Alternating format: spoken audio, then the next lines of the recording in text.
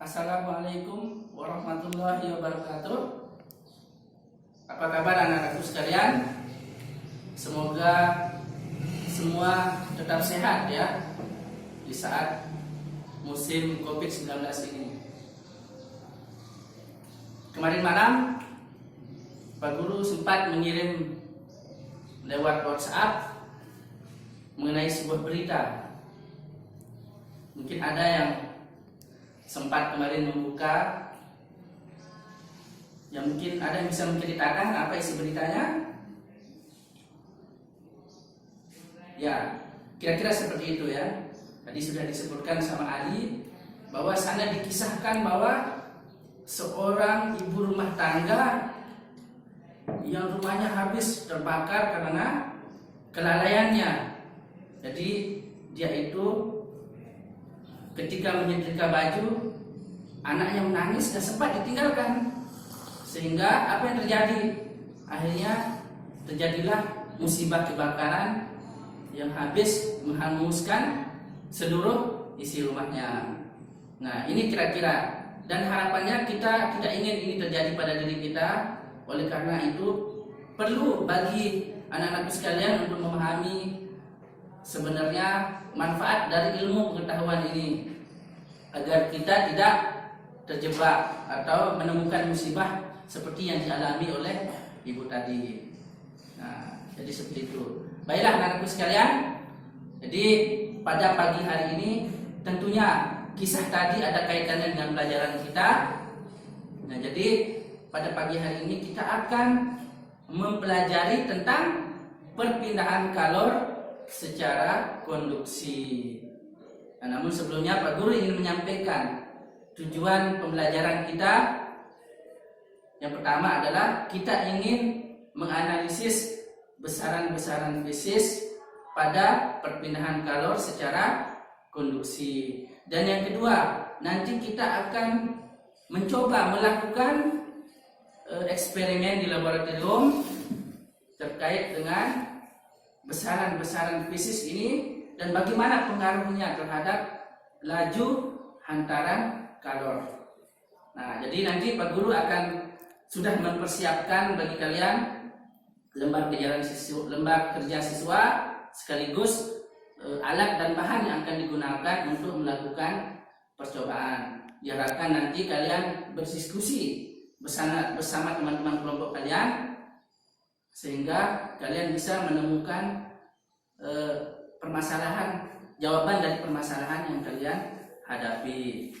Nah, baiklah anak-anakku sekalian, sebelum kita lanjut kepada materi kita, terlebih dahulu Pak Guru akan mencoba menanya kalian mengenai materi yang pernah kalian dapatkan pada minggu yang lalu. Jadi Pak Guru akan menanyakan, ada yang masih ingat pengertian dari suhu? Ada yang masih ingat definisi tentang kalor? Coba Abdullah, masih ingat? Oke, benar ya, alhamdulillah masih ada yang ingat. Nah, jadi suhu itu adalah derajat panas dingin suatu benda. Nah, selanjutnya kalor, ada yang masih ingat? Ahmad, coba Ahmad. Ya, oke, benar. Jadi kalor adalah suatu bentuk energi yang berpindah dari benda bersuhu tinggi ke benda bersuhu rendah. Ya, baiklah. Nah, dari dasar definisi yang kalian sebutkan tadi, itu adalah sebagai modal utama bagi kalian untuk mengkaji bagaimana kalor itu dapat berpindah ya pada suatu benda. Nah, jadi khusus pada pertemuan kali ini kita akan berbicara tentang perpindahan kalor secara konduksi. Ya, perpindahan kalor secara konduksi. Namun sebelumnya Pak Guru akan minta kepada salah satu dari kawan sekalian untuk membantu Pak Guru mendemonstrasikan bagaimana kalor itu berpindah ya secara konduksi. Jaya, maju, silakan.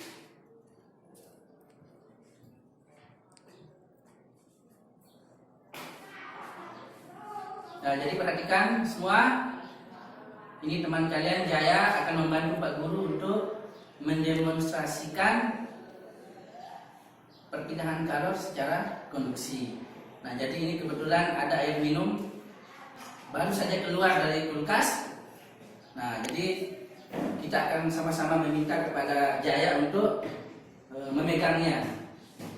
Coba Jaya dipegang. Dingin sekali ini rasanya air ini, karena mungkin air ini keluar dari kulkas sehingga rasanya dingin sekali. Masya Allah, luar biasa. Belum ditanya sudah menjelaskan. Ini artinya Jaya ini sering mengamati perpindahan kalor secara konduksi, secara tidak sengaja. Jadi dia sudah merasakan tapi belum tahu apa itu perpindahan kalor secara konduksi. Nah, jadi kalau kita berpikir secara sederhana, kira-kira ada nggak yang bisa menjelaskan apa kira-kira perpindahan kalor secara konduksi? Namun sebelumnya Pak Guru ingin tanya, Jaya, coba silakan dijawab. Tadi ketika merasakan ada dingin yang dirasakan dari botol ini, kira-kira apakah air itu masuk ke dalam tangannya? Tidak. Tidak. Tapi kok bisa dingin ya? Atau sebaliknya, apakah ada nggak darahnya yang masuk ke sini? Ada nggak? Tidak. Nggak ada. Kok bisa? Kenapa kira-kira?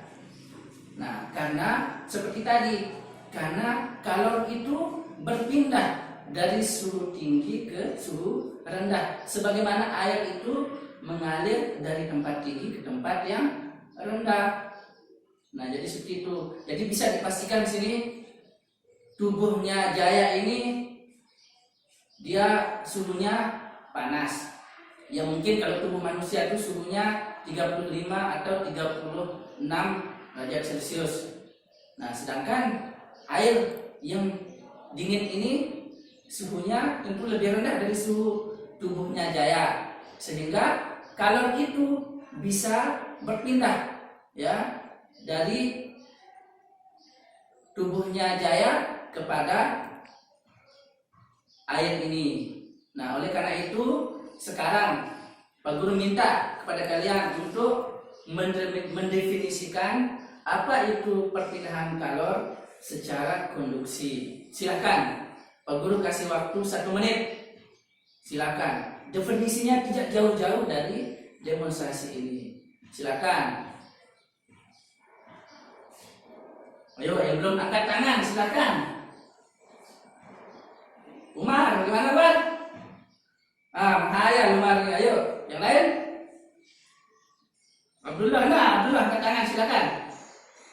Ya, kita dengarkan sama-sama. Ya, jadi seperti itu ya yang disampaikan oleh Abdullah itu benar. Ya mungkin dia sudah belajar mungkin kemarin malam karena penasaran dengan peristiwa ibu tadi yang rumahnya terbakar. Ya, jadi perpindahan kalor secara konduksi adalah apa? Perpindahan kalor yang tidak disertai dengan perpindahan zat perantaranya ya. Partikel-partikelnya tidak pindah. Nah, jadi seperti itu. Jadi tetap, jadi hanya kalornya saja yang berpindah. Oke. Nah, selanjutnya nanti di sini dari percobaan yang akan kita lakukan banyak sekali besaran-besaran fisis yang akan kita amati dari suatu bahan yang akan kita amati dan bagaimana pengaruhnya terhadap laju hantaran kalor itu sendiri. Misalnya kayak tadi, coba Jaya lagi sekali, Pak Guru minta tolong. Ini kan air ya. Nah, ini pasti seluruh permukaannya dingin ini, dingin. Nah, sekarang kalau kita lihat botolnya ini, tutupnya kan kecil sekali, luas permukaannya seperti keping uang logam. Sedangkan bawahnya ini sangat luas. Sekarang Pak Guru minta Pak Jaya untuk menempelkan ke pipinya, coba tutup botolnya, coba. Bagaimana rasanya? Dingin. Dingin ya, pasti dingin ya. Sekarang bawahnya, bagaimana? Dingin juga. Mana yang lebih dingin? Yang di bawah ini. Kenapa? Seharusnya sama, tapi kok bisa beda? Kenapa kira-kira? Ya, pasti beda ya. Nah, itulah salah satu besaran bisnisnya ya. Jadi disebabkan karena apa? Ya nantilah kalian akan menemukan jawabannya itu semua ketika kalian melaksanakan penyelidikan di laboratorium. Terima kasih Dayan. Ya, barakallah ya. Semoga menjadi anak yang pintar. Silakan duduk. Nah, jadi seperti itu. Nah, selanjutnya kita akan mulai melakukan percobaan. Dan kalian silakan berkumpul bersama teman kelompok kalian yang sudah dibagikan sebelumnya dan sudah disiapkan lembar kerjanya di sana. Nah, silakan kalian melaksanakan praktikum. Silakan.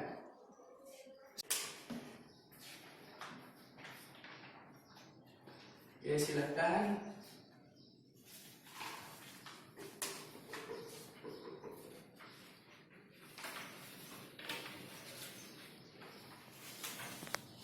Oke, cukup. Waktunya sudah habis. Kalian sudah selesai melakukan praktikum.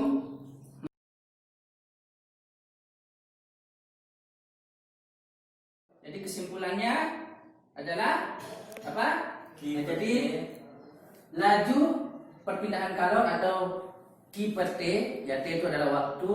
Nah, jadi laju itu adalah ya kecepatan ya kalor itu berpindah. Jadi yang mempengaruhinya apa?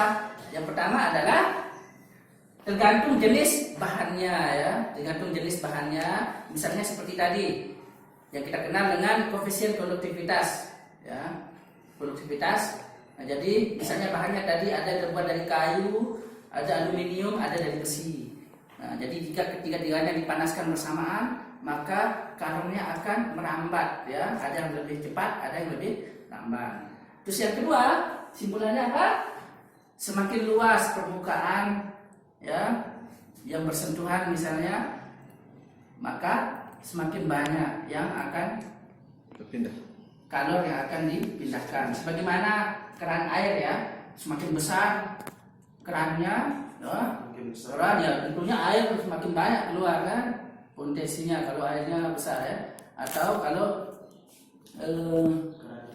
kerannya kecil ya tentunya kecil. Tapi ini kan kita berbicara tentang kalor ya, tidak demikian juga. Nah, jadi seperti itulah kira-kira mudah. Sama seperti orang masak ya, di atas kompor kecil ya dengan kompor besar. Kalau kompornya besar, otomatis apinya akan menyebar banyak bagian bawah panci itu yang kena panas ya, sehingga kalornya akan banyak dipindahkan. Tentunya terkait juga dengan suhunya. Otomatis suhunya semakin besar, apalagi apinya besar, sehingga semakin besar suhunya maka laju hantaran kalornya itu semakin besar ya. Nah, selanjutnya yang terakhir adalah panjangnya ya, panjang atau lebarnya dari suatu permukaan konduktor. Nah, jadi kalau permukaannya, kalau dia itu panjang misalnya, jadi lama prosesnya ya.